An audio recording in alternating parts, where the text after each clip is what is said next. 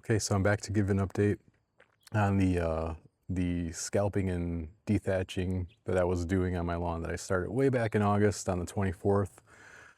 So today is September 25th. So it has been a month exactly since I started this process and had to redo everything midway through because I wasn't seeing any results.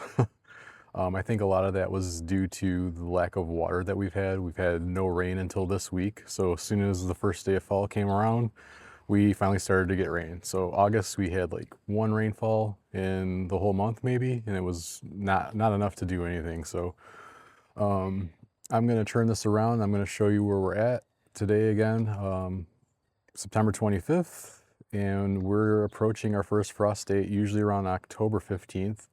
And I'm in Zone 6B in Macomb, Michigan, so suburb of Detroit. So I'm gonna flip this around and give you guys a look at the lawn, and it might show you some things in the flower bed too. I'm gonna start here in the flower bed since that's where I'm at. These Amsonias have quickly become my favorite plants in the garden for sure. They're midway to Montana and like halfway to Arkansas. I had like two different varieties on my tags, but I'm pretty sure all five of them are the same exact plant. I think one of them just had the wrong tag because they all look the same at all times of the year. So nine bark's looking good. That one's still looking not good. This blue spruce is looking pretty good. Dahlia is still a dud. That one at least bloomed from the nursery. That one I had buds until maybe June. And these two tubers haven't done anything. They've been planted since April. And that blue spruce is not looking good. And then I've learned that I do not like alliums, or at least the two alliums I have. One is Millennium and one is Serendipity, but they both pretty much look the same. They bloom for a very short period of time. So other than that, I'm looking at the foliage until they bloom. And then as soon as they bloom, they start dying. And then I'm looking at dead flowers. So, but the star of the show is the lawn. And here we are. So I did start this. Again, I did my first scalping and dethatching on August 24th. And usually within a week, I start to see things green up, start to really come along, but that was not happening. And I couldn't take it any longer. So on September 11th, I decided to scalp and dethatch again. And this time I scalped even lower. I scalped it to 1.2 inches.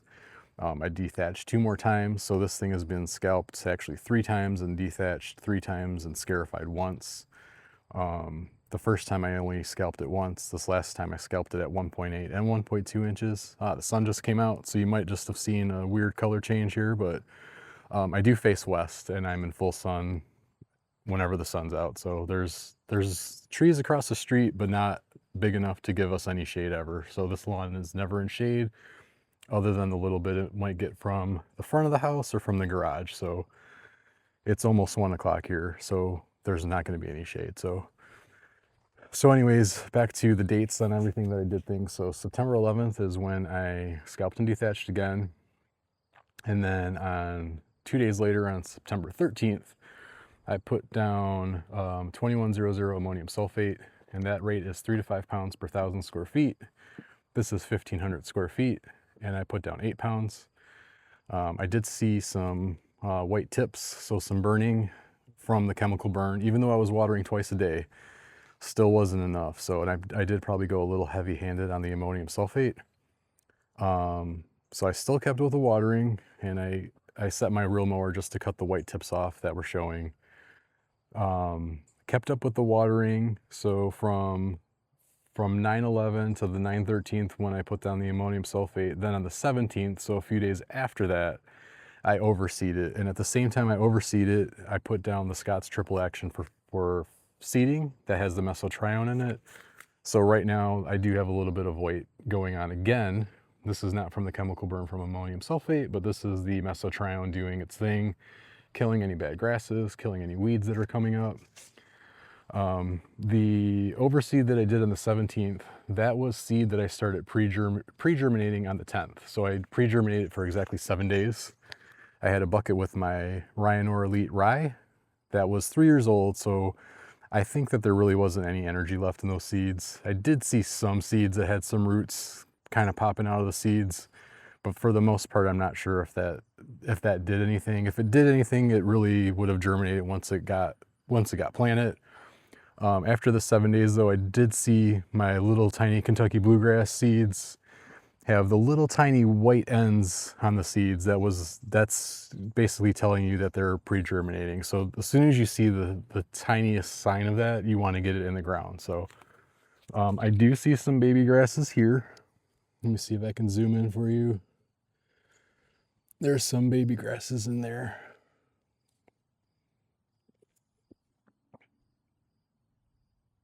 Couple guys in there.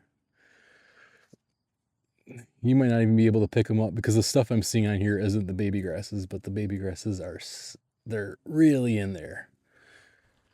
And then some very fine ones here. So it is coming along. Our first frost date is October 15th. So we're running out of days for this to establish itself enough to hopefully survive the winter. So hopefully when March rolls around, I won't be left with a lot of bare spots. So the reason right now that you're seeing the difference in the coloration here is because there is so much new grass growing in. It doesn't turn to its darkest color right away. It takes a couple weeks. I'm thinking by Halloween this should look even, and I am going to put down some iron anyways. But so right now, like in this light, so right now I'm facing southwest. So the sun is really bright in this direction right now, so you can kind of see the unevenness of it. It's going to look a lot different from here now too. This is facing the house now. So I can see the unevenness, but overall it looks really good. So I'm happy with it. Filled in. Just trust the process.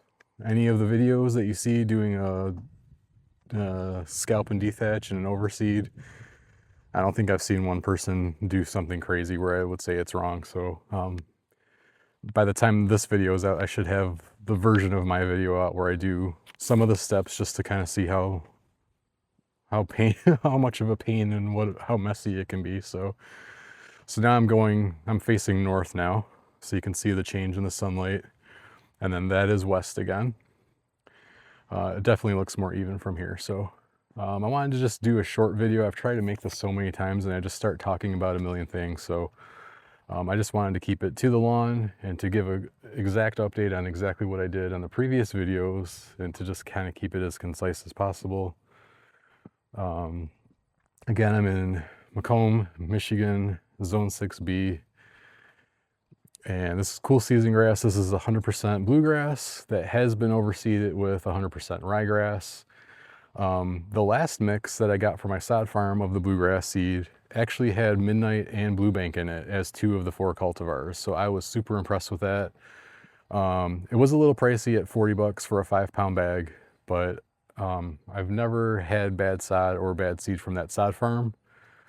I've actually just germinated their seed regularly, like in a pot on the side of the house that grew in like 2 weeks. So I'm not surprised that this pre-germinated in about a week. So I do think that if you can get seed from your local sod farm, that might be one of your best bets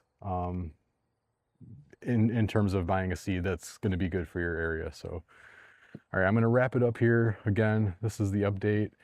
You're basically looking at 1 month of work here that I've been working at this for the most part every day to keep up with watering, to keep up with mowing, after the fact that I did the scalping and the dethatching and the pre-germinating and all those things. So this is real life 1 month.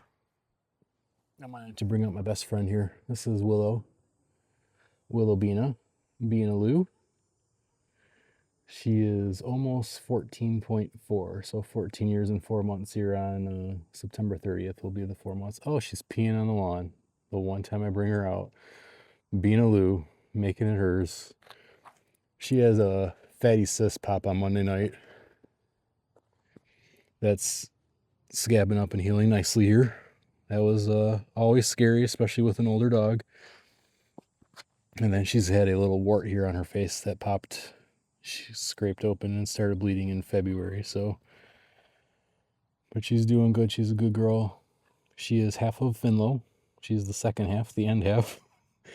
Finnegan is the first half. So Finnegan and Willow is Finlow, which is why I haven't been able to really break apart from the two names yet. I've had that name for 14 years, and it's kind of like always part of it. It's how people don't even know my name. It's like irrelevant at this point. I'm Finnegan and Willow's dad, or Finlow. So this is Willow. Pee-pee girl just gave me a little shot of fertilizer there, so probably should go water that in, even though she never burns the grass.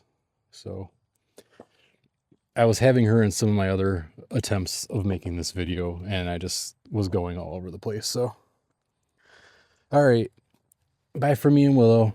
Thanks for meeting my little girl. Maybe she'll be in some more videos in the future. All right.